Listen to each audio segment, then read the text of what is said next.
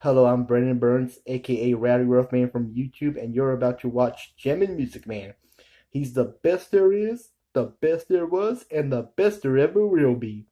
Isn't that right, Elvira?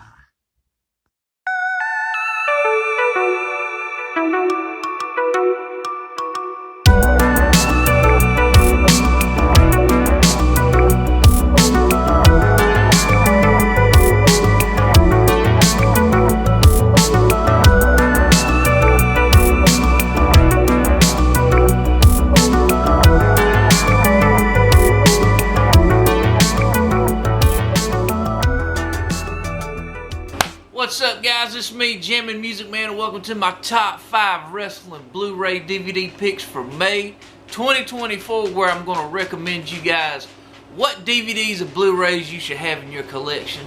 So let's get right into it. Alright, you guys, this first Blu Ray that I recommend you guys having in your collection is for all you WCW fans. If you were a WCW fan back in the day, you knew the month of May was the month of the Slamboree pay-per-view. So this Blu-ray that I recommend you guys having, you can't pick this up at your local Walmart or anything like that.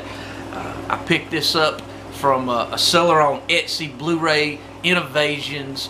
I'll put a link to their Etsy page in the description box below. They got a great selection of professional wrestling.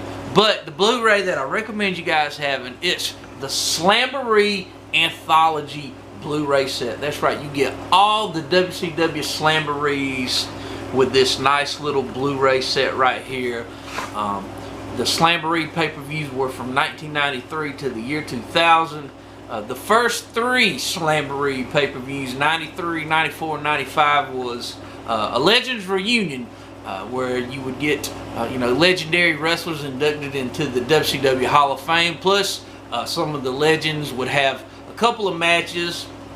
And then in '96, that's when they would have the Lethal Lottery Battle Bowl, which DDP would end up winning. And then from '97 to 2000, it was just different main events throughout the years. But some of my favorite Slamborees were the first one. The main event for Slamboree '93, you get Vader and the British Bulldog having a classic match.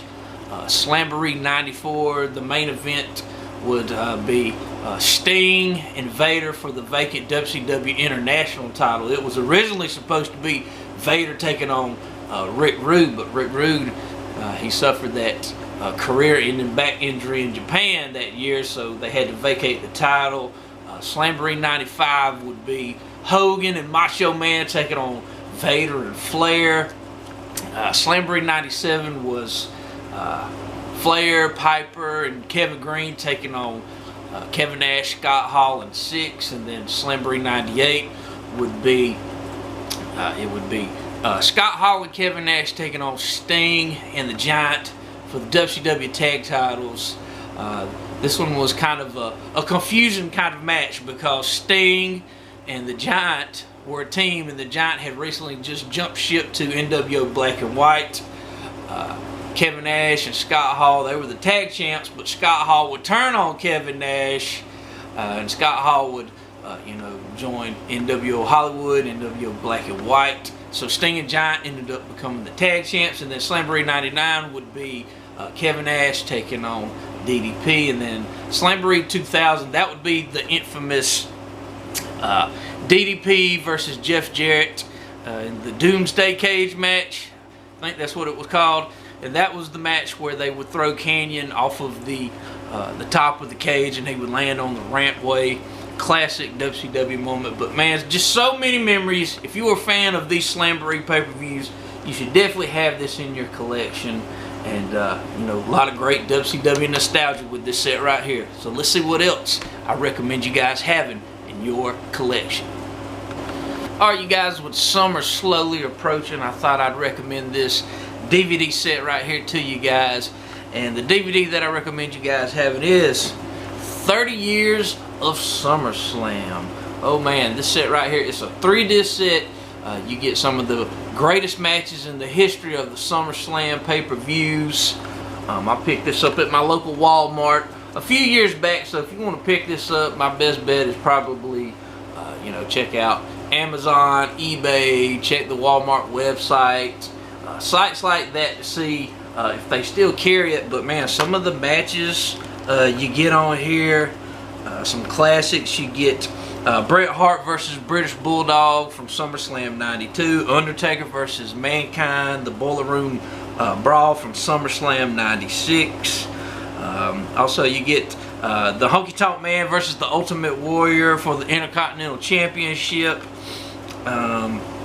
What else did we get on here? Jeff Hardy taking on Rob Van Dam from SummerSlam 2001. Also, you get Stone Cold Steve Austin taking on Kurt Angle from SummerSlam 2001. This was in the middle of the Alliance versus WWE feud. Also, you get another classic, Shawn Michaels versus Triple H from SummerSlam 2002. You get Hulk Hogan taking on Shawn Michaels from SummerSlam 2005. You get CM Punk taking on Jeff Hardy in a TLC match for the WWE World Heavyweight Championship from SummerSlam 2009. You get Chris Jericho taking on Dolph Ziggler from SummerSlam 2012. John Cena taking on Daniel Bryan from SummerSlam 2013. John Cena taking on Brock Lesnar from SummerSlam 2014. Just some great classic matches right here. If you're a fan of you know, the SummerSlam pay-per-views, you should definitely have this in your collection. So let's see what else I recommend you guys having in your Wrestling Blu Ray DVD collection for May 2024. Alright, you guys, this next Blu Ray that I recommend you guys having in your collection, I'm giving a spotlight to a wrestling legend who passed away far too soon. And this Blu Ray and the wrestler that I'm talking about is the best of Gary Albright. I picked up this Blu Ray set right here from ivpvideos.com.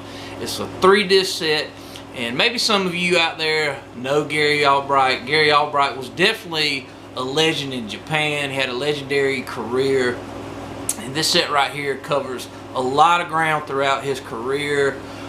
He started wrestling for Stu Hart's Calgary Stampede promotion back in the late 80s. And then he would go on to join the UWFI. And the UWFI was a shoot fight MMA wrestling promotion back in the 90s. So you got legit shoot fighting. And then after his stint with the UWFI, he would go wrestle for All Japan. And sadly, in January of 2000, Gary Albright would suffer a heart attack in the ring and would pass away. And very sad. And but with this set right here, man, like I said, it covers a lot of matches. You get some of his matches from Calgary Stampede where he faces Steve Blackman, Don Morocco, Chris Benoit, and then from there you get matches in the UWFI where he would take on legends like Nobuhiko Takada. And let's see what else. Also, he would take on like Vader in the UWFI, and then in All Japan he would have matches with like Mitsuharu Misawa. I believe he had a match, or he teamed up with Sabu. But man, definitely I wish a lot of more American wrestling fans knew more about Gary Albright. And I want to say Gary Albright actually married into The Rock's family. I can't remember if The Rock or if Gary married The Rock's sister or cousin, but he was a part of the family because after Gary Albright passed away, they had a Gary Albright memorial show, and The Rock, you know, I think he did like a little a video package of him, you know, talking about Gary Albright. But he was a part of The Rock's family, so I guess you could say he was part of the bloodline by marriage. But this set right here, I wish a lot more people knew about Gary Albright. Like I said, I enjoyed his matches, man. Definitely check him out.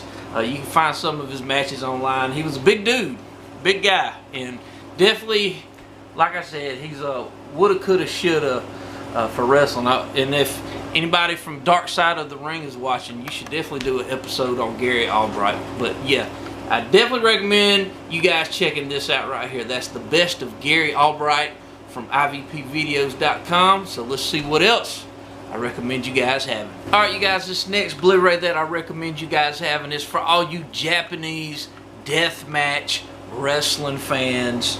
And this is a Blu Ray set of one of my all-time favorite Japanese deathmatch promotions, and the Blu-ray set is the FMW Anniversary Show Collection. That's right, you get every single anniversary show throughout the history of FMW on one Blu-ray set. Now, I picked this up from a great seller, WrestleTopia. I'll put a link to WrestleTopia's Etsy page in the description box below. I believe they currently still have it, so go check them out. But man, the anniversary shows that FMW did it was their WrestleMania, and they did 12 of them from 1990 to 2001. And those first early anniversary shows always involved Onita in the main event. You would get Onita taking on Tarzan Goto, Onita taking on Mr. Pogo, Onita taking on Terry Funk, Onita taking on Genrishio Tenryu. But my favorite FMW anniversary show is the sixth one from 1995. That's where you would get Onita taking on Hayabusa. And this was supposed to be, at the time, Onita's last match ever. I believe Hayabusa ended up picking up the win, and Onita, you know, he would retire, but he would come back like a year later, and he would retire many times throughout the years, but that was a good one right there. And Hayabusa, he kind of became the face of FMW through the later years of the promotion in the late 90s and early 2000s. But man, if you really want to get into FMW, check out this anniversary show collection. Like I said, you get every single anniversary show from 1990 to 2001. FMW would close its doors in 2002. And if you've seen that Dark Side of the Ring episode on FMW, you guys will know the anniversary shows were a big deal for FMW during their existence. But man, like I said, you should definitely have this in your collection. Alright, you guys, this last Blu-ray set that I recommend you guys having features two of my all-time favorite War Games matches. And this Blu-ray set that I'm talking about it's a combo set, WCW Wrestle War 91 and 92. Now, I picked up this Blu-ray from an Etsy seller called Wrestling Collections on Etsy. I'll put a link in the description box below to their Etsy page. But man, this combo set right here, this is some classic WCW goodness. Wrestle War 91. I actually remember the build-up for this pay-per-view as a little kid, watching WCW every Saturday during this time for the build-up of the show. In the main event, you get the War Games match for Wrestle War 91. You get the Four Horsemen taking on Sting, the Steiner Brothers, and Flying Brian in the War Games match. And get this, this is the only War Games match that the Four Horsemen ever won. They won this match because Sid Vicious he kept powerbombing Brian Pillman's head to the top of the steel cage and knocked him unconscious. So the Four Horsemen ended up picking up the win. But also on this card, you get the Fabulous Freebirds taking on the WCW Tag Team Champions Doom. Freebirds end up picking up the win, and we would see the breakup of Doom. So Ron Simmons and Butch Reed, they had a short little feud. After this, also, you would get another great match. You would get WCW United States Champion Lex Luger taking on Dan Spivey. Great match. And then after this match, you would see Nikita Koloff make his return to WCW and attack Lex Luger. But also, you get this, you get Big Van Vader taking on Stan Hansen in WCW. Another great match. And just the year prior, Vader and Hansen would have that infamous match where Vader's eyeball would pop out of his socket. So here we are 1 year later in 91 getting these two legends battling out in WCW. Also, you get Terry Taylor taking on the Z-Man, the Young Pistols taking on the Royal Family, Dustin Rhodes taking on Nature Boy Buddy Landell, Bobby Eaton taking on Brad Armstrong. Alright, then the main event for Wrestle War 92, you get another War Games classic.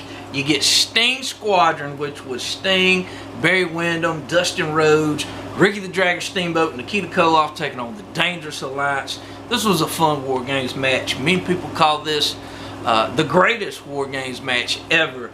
And one of my favorite memories from this War Games match is seeing Medusa climb to the top of the cage.